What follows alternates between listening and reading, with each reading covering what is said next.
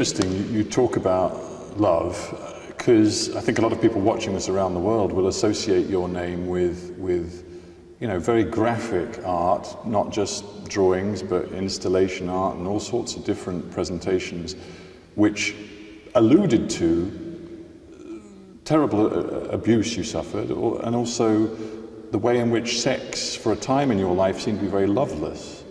And correct me if I'm wrong, but I mean, I wonder if that's, your attitude to sex has changed. Yeah, my attitude, as I said, I'm a woman, nearly 50. Any woman watching this will know exactly what I'm talking about.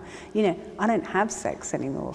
Sex is gone, it's closed, it's a closed subject. Yeah, and it might come back, who knows, but at the moment, I'm interested in love and feelings and emotions and other things, and a quality about things which isn't dependent upon, say, lust or desire or those kind of things. I'm free from that. And I want to work with all the other emotions that love brings you and gives you. Are you tired, of talking about the stuff that was so explicit in earlier work, the failed relationships and the rape you suffered when you were very young?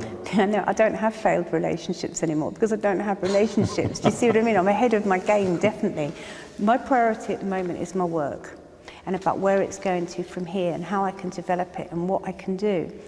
I still have all those subject matters that I work with, and I still work with them, but maybe in a different kind of way, or in a more in-depth way, or maybe I've exhausted doing it in one way. This sort of screaming adolescent girl hasn't got any more energy left. Now I've got to sort of sit down and think, well, what have I got? What can I work with? What I can work with now, it really is my hands and my knowledge and my information of the visual arts and my love of art history. When you talk about the scream that was in some of the earlier stuff, I wonder how you feel about it now. Do you look back at it and you think, for example, one of the most famous works, The Bed, My Bed, which was this sort of disheveled bed, which had all the signs of sort of, sexual relationship. It had the mess around the bed. It was so personal and so brutal and so sort of honest.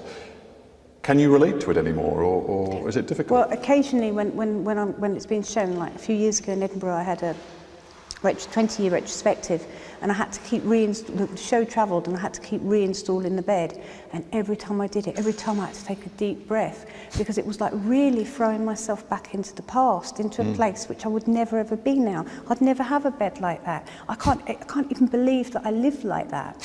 But it was part of me, and part of me which I accept. I don't have any regrets about anything that I've done or anything that I've created. And the bed was a seminal piece of art which a lot of people recognise and identify with. So, I'm really pleased that the bed exists in the world.